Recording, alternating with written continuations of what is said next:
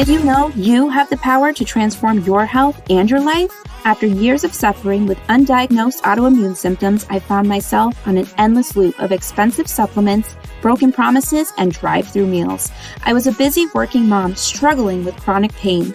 I could no longer keep up with life until I decided to take my health into my own hands. I discovered the healing power of whole foods and incorporated a healthy lifestyle that is simple, affordable, and maintainable even when life gets busy.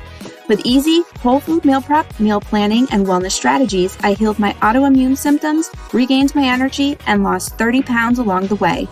I discovered I had the power to change my life, and I know you have that power too.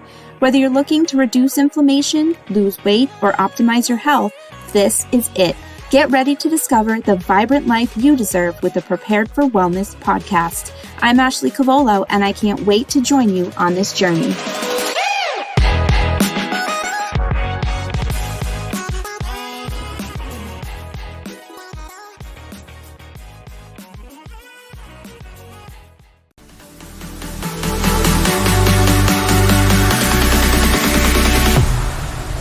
Sending out a big thank you to you, my amazing listeners, for sticking by my side for 50 episodes. To celebrate episode 50, one lucky winner will win a free 30-minute power coaching session with me. In this 30-minute one-on-one session, we will meet via Zoom to discuss your health struggles and create your vision for the future. You will know exactly what your next step will be to reach your health goals. To win, simply leave a podcast review, take a screenshot, and send a copy of your screenshot to me at ashley@preparedforwellness.com or DM me. That's it. To leave a review, open the Prepared for Wellness podcast, scroll down until you see the rating and reviews section. You will see 4 stars. Rate the podcast and click write a review. I hope to see you in the free power coaching session.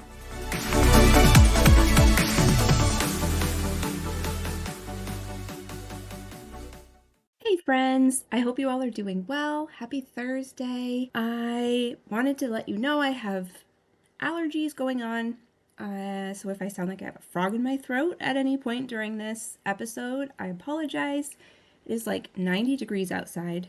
I'm sitting here with an iced matcha latte, and I am ready for fall. This weather can go at any time. So today we're going to talk about my 7 tips for buying healthy food on a budget. This is more of the tactical tips that you can take with you when you go shopping for these foods, rather than the typical things you hear, like buy beans, canned vegetables, frozen fruit. Those are usually the typical suggestions you hear from people, so I'm going to give you some different tactics that maybe you haven't heard before or will get you outside of that box. I know in talking to a few of my listeners, you guys really are looking for tactical tips that you can apply to daily life. I know we're all really busy, and any little ways that we can adjust things in our schedule so we can make things easier for ourselves is what we're looking for. So I'm going to try and throw in more episodes like this in the schedule. So I'll cover some more detailed topics as well, as I always do, but these are kind of more lighter. They're fun, they're tactical, and I think you'll get some great use out of the information I'm sharing. So 7 ways to eat healthy on a budget. When I first began my health journey, I did not know where to start. So I sat down and I listed out all of the healthy fruits, vegetables, snacks, things that I knew I would be excited to eat. And I looked at this list every week when I wrote my shopping list. It kept me on track. I didn't waste food. The food didn't bore me. So I highly recommend doing this if you are in the beginning of your health journey or you just need to refresh your eating routine. This really will help you stick to a list. You will certainly see less food waste, and in that sense, you're sticking to something and you're not going to buy excess groceries. The next tip on my list is pick your non-negotiables. So choosing things that you love and that make you feel good are important. Your non-negotiables can be anything from your favorite yogurt, a tea that you like, or grass-fed meats from a local farm. A few of my non-negotiables are gluten-free bread or sprouted grain bread. I always have my coconut milk and my coconut creamer on hand. I always have my fruits and veggies in the freezer for smoothies, and I always have nitrate-free meats for a quick meal.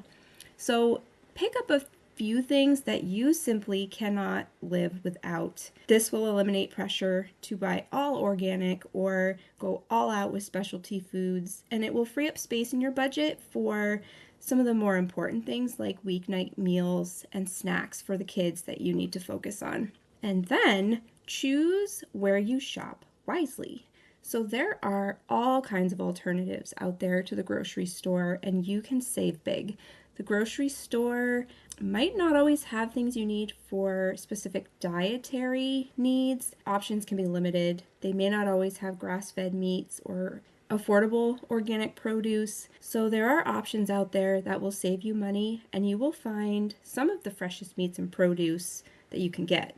So a few of these options are farmers markets, local farms, co-ops. You can shop online for some of these items. You can even get frozen items on Thrive Market.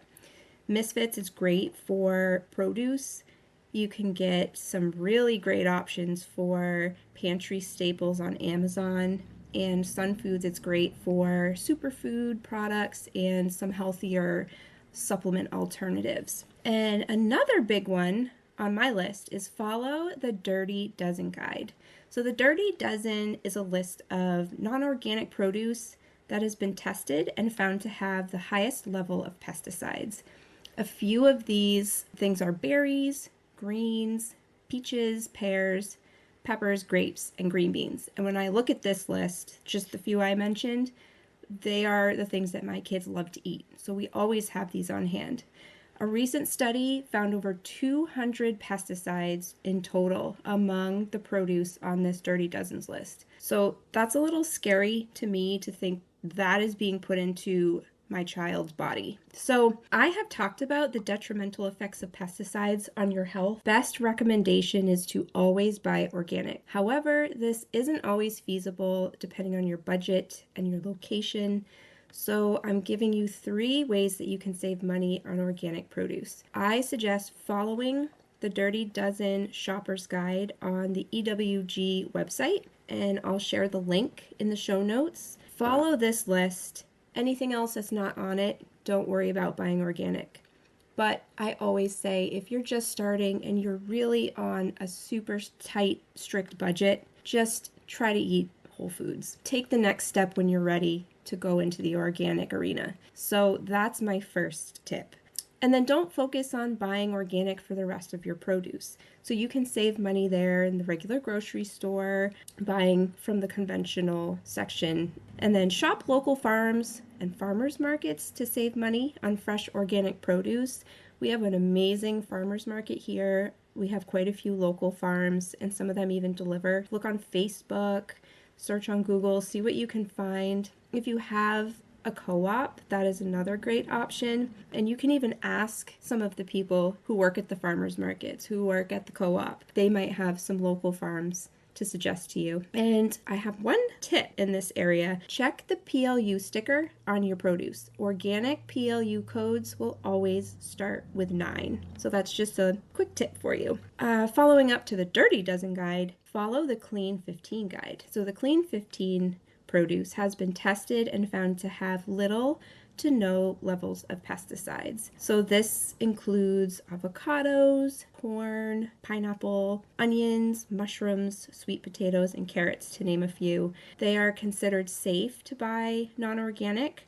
So check out the EWG's Clean 15 Shopper's Guide for the complete list, and I'll share the link in the show notes for you as well. And another big one for me is planning meals and snacks. According to Fortune.com, the average American family wastes $1,500 in food each year. So we can stop wasting food if we just start planning our meals.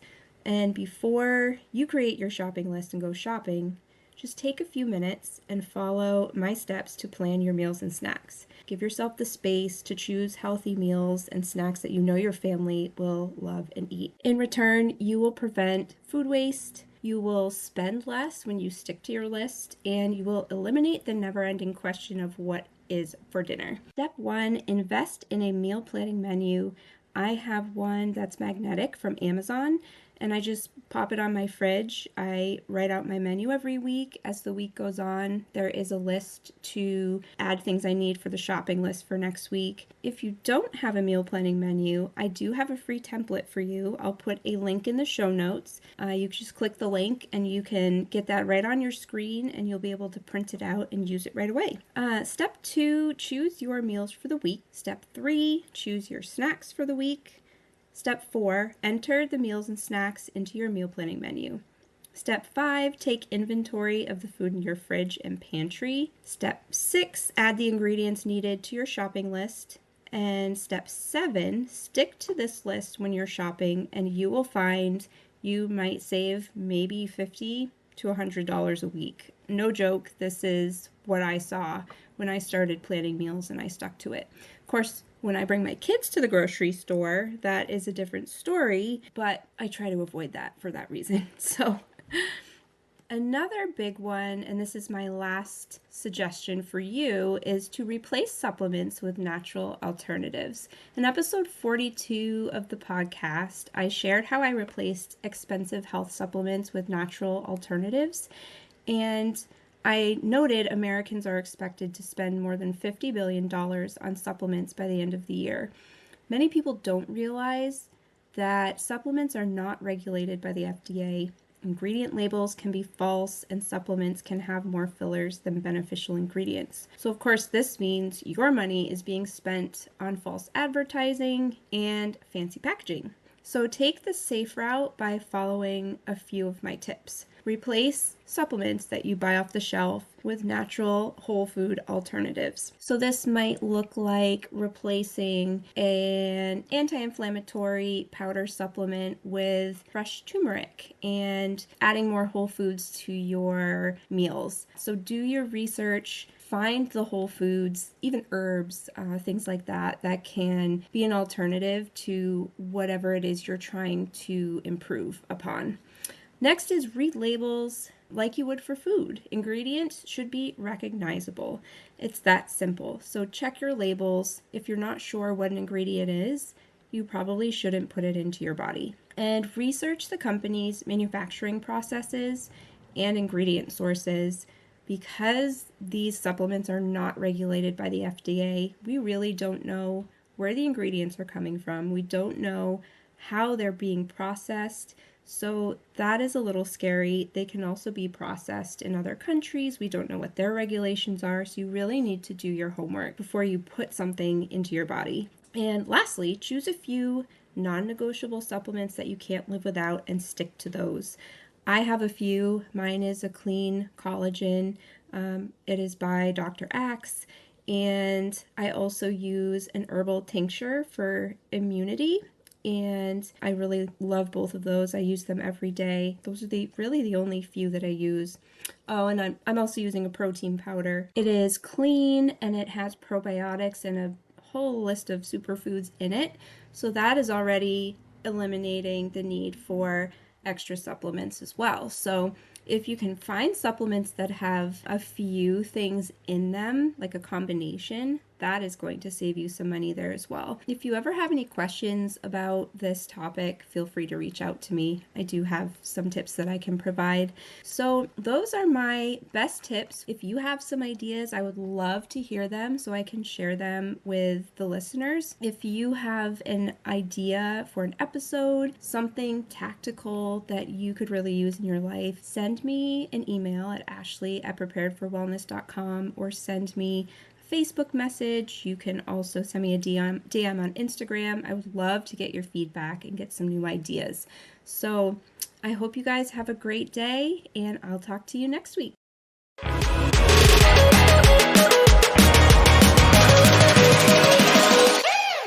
Thank you so much for spending time with me today. I hope this episode helped you in your health journey, and just maybe you learned something new. If you loved this episode, please leave a review. When you do, you are helping this podcast reach others around the world. Visit my website, preparedforwellness.com, to view my coaching offers, free recipes, and so much more. Don't forget to grab your free gift while you're there. Follow me on Instagram at Prepared for Wellness and join my VIP Facebook group, Prepared for Wellness Community. Don't miss out on the fun and special announcements.